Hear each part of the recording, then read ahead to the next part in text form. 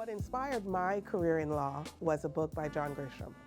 I was maybe 8 or 9 years old, rifling through my mom's stuff, as I did as a child, and she had this massive book. It looked to me like the size of a textbook, which is a massive book, but it had this very interesting cover art. It was like fire and bricks. It looked like a lava on the front of the book, like brimstone.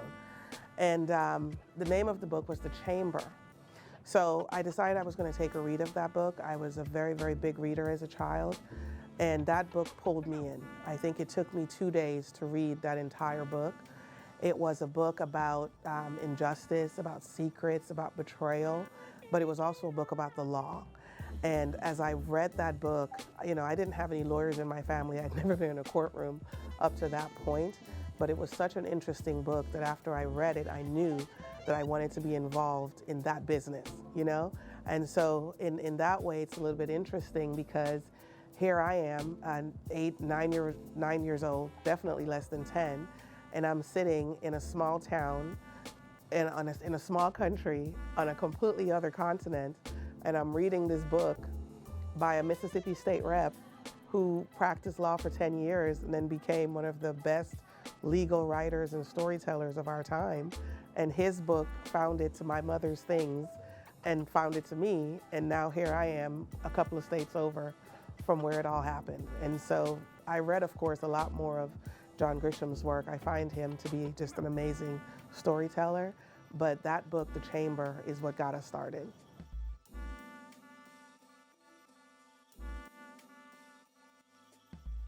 My journey to the bench cut through almost every position in the courtroom.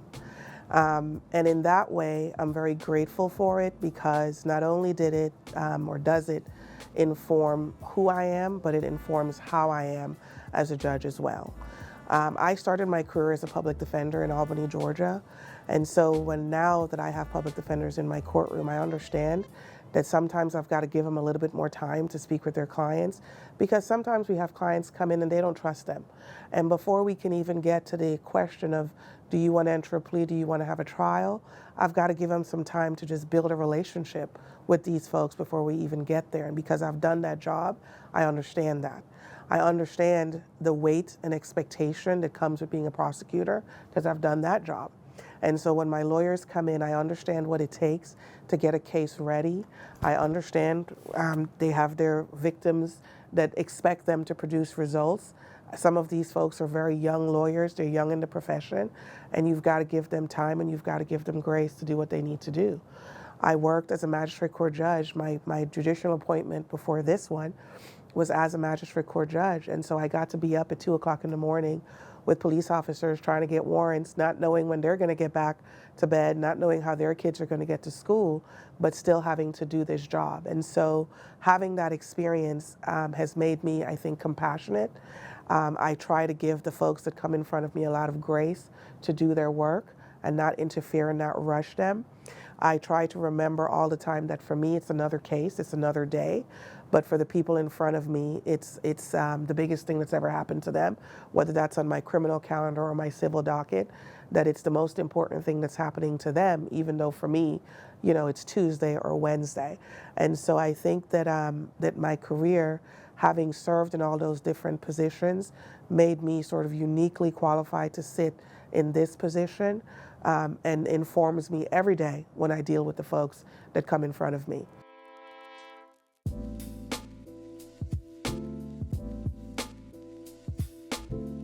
I think that the biggest challenge that we face in the judiciary now is the loss of public trust. I read the other day that Gallup put out their annual poll about the trust that Americans have in the justice system, and specifically in the judiciary. And it said that Americans trusted us 25%. And that's down from 36%. So we weren't doing that great to begin with, right? But the number was 25%. And I know that when most people answered the questions, whoever they surveyed for that, I know that most people, when they answered the question, they were thinking about the United States Supreme Court. But I can tell you that I can see it in my system here. I can see it when jurors come in to our courtroom that they don't necessarily trust us. They don't believe that we are the referees that we see ourselves to be, because we consider ourselves to be referees. We consider ourselves not to have a dog in the fight at all. We consider ourselves to be fair and impartial. We are not here to make laws. We are here to interpret laws. We don't write policies. But when the jurors come in, they don't necessarily believe that. And the only thing that we can do as judges is educate. That's the only thing that we can do. We don't make policy. So all we can do is educate. And the only way I see for us to fix that is to challenge our community to actually come into the building and see what we do. Because there's a lot of folks that drive by this building and they have no idea what's happening in this building. But what I know for sure is two things.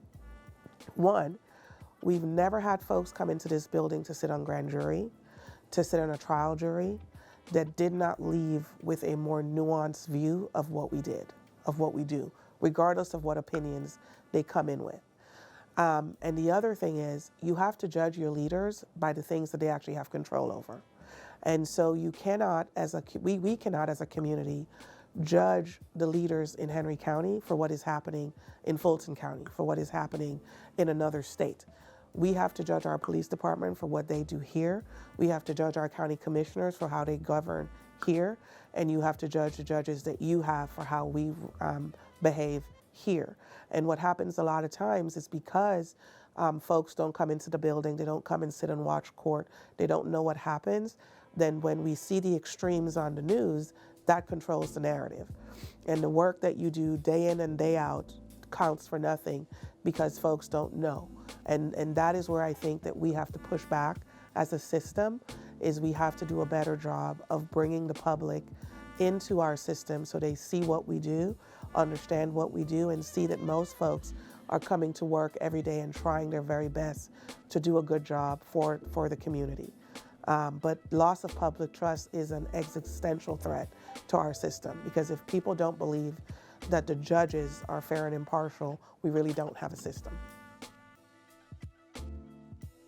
The advice that I would give to my younger self would have to be that no one has to believe in your dream but you, because you have to protect that dream, because people will speak negativity over your dream. And dreams are such that it's never easy to achieve them. That's why they're in the sky, right? Because it requires some work to get there. And people will speak negativity over that and cause you to question whether that dream is too big even for you. And what I have found is a lot of times they're not doing it because they don't want you to achieve that dream. Because sometimes your parents, your family members will do it, and they're not doing it out of a space of they don't want you to achieve. They're doing it because in their own way they think they're protecting you from the failure. And they don't want you to be hurt, because the dream, frankly, is bigger than they even could dream for themselves. And so you have to protect your own dream, and you have to believe in your own dream. And sometimes you have to kind of keep it to yourself until it's got some solid legs underneath it and it can stand up to the negativity before you even release it to the world. Because again, I am sitting here as the first person to sit in this position, and I was born in a third world country, 45 years ago, and I don't think that anybody would have said she is going to leave South America and find her way to Henry County to be the first African-American person to sit on anybody's bench anywhere. I think that anybody would have said that that was a pie in the sky, that was a dream that was maybe too big and frankly unrealistic, but here we are.